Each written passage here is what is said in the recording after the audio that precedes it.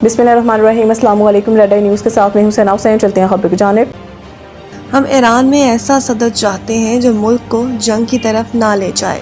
Media سے گفتگو کرتے ہوئے صدر ٹرمپ نے کہا کہ جنگ کے بعد ایران کا نقشہ شاید ویسا نہیں نظر آئے گا جیسا ابھی ہے۔ یہ بھی کہا کہ امریکہ ایران کے ساتھ کسی سمجھوتے یا سیٹلمنٹ کی تلاش میں نہیں۔ دعویٰ کیا کہ وہ نہیں چاہتے کہ کرد فورسز ایران میں داخل ہوں۔ امریکی صدر نے ایک سوال کا جواب دیتے ہوئے کہا کہ روس کی جانب سے ایران کی مدد کے کوئی شواہد نہیں ملے۔ صدر ٹرمپ نے ایران میں ایلیمنٹری اسکول پر حملوں سے متعلق ایک سوال کا جواب دیتے ہوئے دعویٰ کیا کہ اسکول پر حملہ ایران نے کیا تھا۔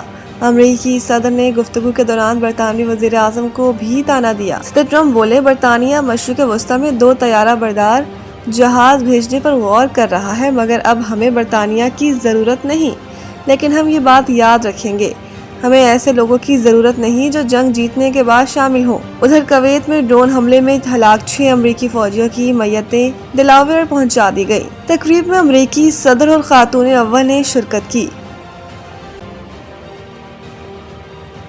جتنا سخت دباؤ ڈالا جائے گا، رد عمل اتنا ہی سخت ہوگا۔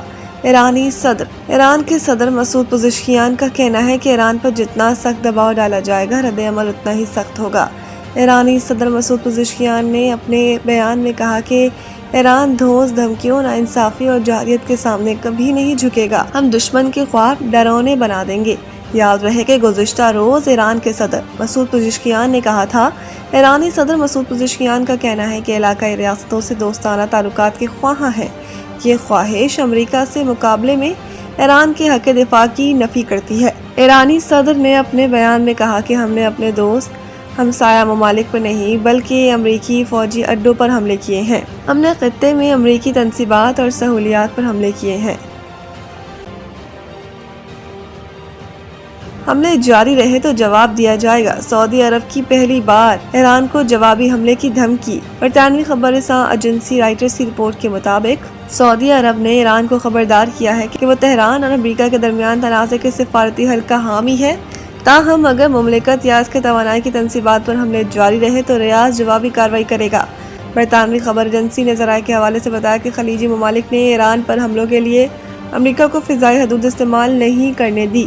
تاہم حملے جاری رہے تو سعودی عرب امریکی افواج کو اڈے استعمال کرنے کی اجازت دے سکتا ہے، جبکہ ایران کا کہنا ہے کہ وہ خلیجی ممالک نہیں بلکہ امریکی اہداف اور مفادات کو نشانہ بنا رہا ہے۔ ایران کا مطالبہ ہے کہ خطے میں امریکی فوجی اڈے بند کیے جائیں۔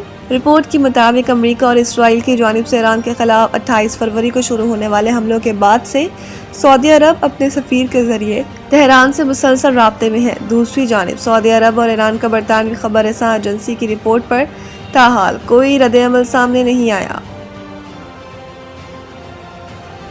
سندھ میں پاکستان کا پہلا ڈیجیٹل انشورنس مارکیٹنگ سسٹم فعال۔ گاڑی کی تھرڈ پارٹی انشورنس لازمی قرار۔ ترجمان وزیر اعلیٰ سندھ کا کہنا ہے کہ بغیر انشورنس نہ اب گاڑی رجسٹرڈ ہوگی اور نہ ہی ٹوکن ٹیکس جمع ہو سکے گا۔ حادثے میں جاں بحق افراد کے ورثاء کو 7 لاکھ اور معذوری پر 5 لاکھ روپے معاوضے ملیں گے۔ انہوں نے بتایا کہ وزیر اعلیٰ سندھ نے گاڑیوں کے لیے نو فالٹ معاوضہ سسٹم کی منظوری دے دی ہے۔ پاکستان کا پہلا جدید digital insurance monitoring system Sindh میں فعال ہو گیا ہے۔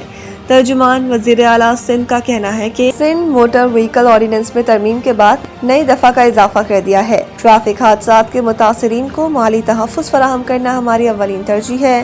ان کا کہنا ہے کہ وزیر اعلیٰ سندھ کی محکمہ ایکسائز کو قانون پر سختی سے عمل درآمد یقینی بنانے کی ہدایت کرتے ہوئے کہا کہ گاڑیوں کی منتقلی کے لیے بھی اب ویلڈ انشورنس پالیسی کا ہونا لازمی ہوگا۔ وزیر اعلیٰ سندھ نے کہا کہ عوام کو اس نئے قانون کے فوائد سے آگاہ کرنے کے لیے آگاہی مہم چلائی جائے۔